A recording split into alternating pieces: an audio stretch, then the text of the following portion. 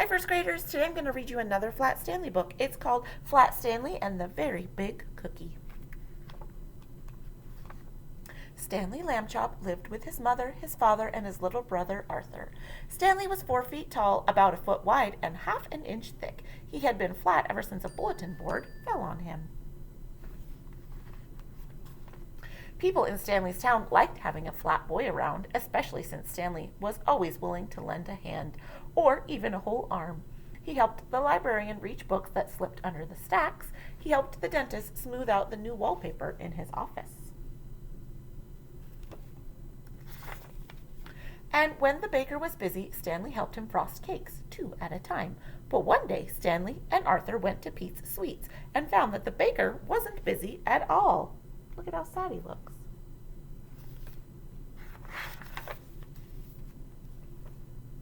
What's wrong? Asked Stanley. It's the baker in the next town, said Pete. He's taking away all my business. But how? Stanley asked. What does he have that you don't? 2 words, Pete said. Cake pops.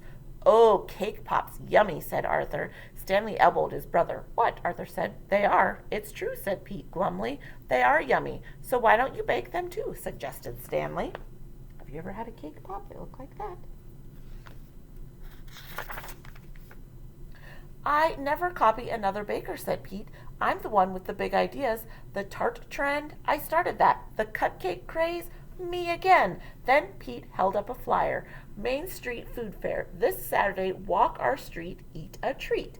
This is my chance to get back my customers, said Pete. I have to think of the next big idea by Saturday. He threw his hands in the air. A cloud of flour flew up. If I don't, my bakery is doomed.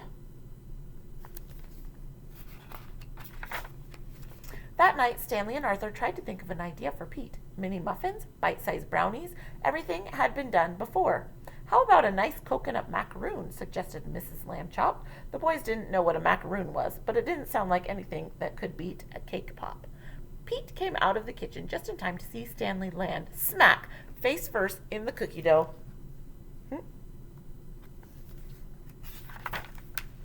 Arthur peeled his brother off the dough. There was a Stanley-shaped dent in it.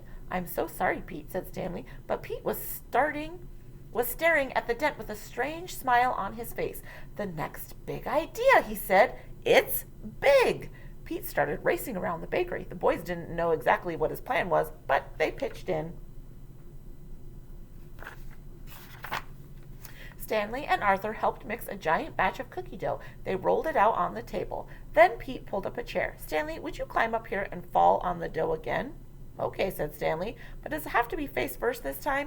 Pete grinned and shook his head.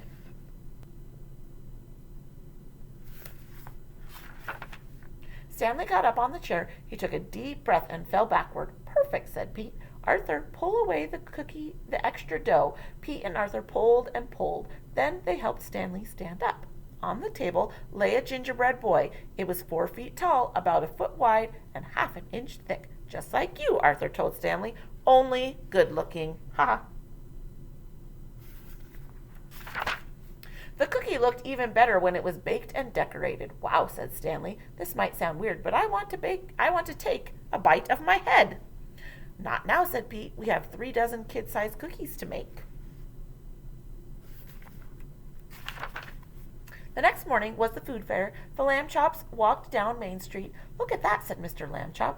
There was a huge crowd outside Pete's Sweets. They were waiting to buy kid-sized cookies. But there were 2 cookies that weren't for sale. These are for you, said Pete. Thanks for saving the day. I always knew I had the sweetest boys in the world, said Mrs. Lambchop. The boys groaned. Ooh, would you like a life-size cookie of yourself? I think it would take a really long time to eat. Oh, and they took a bite. The end. Hope you enjoyed. Bye.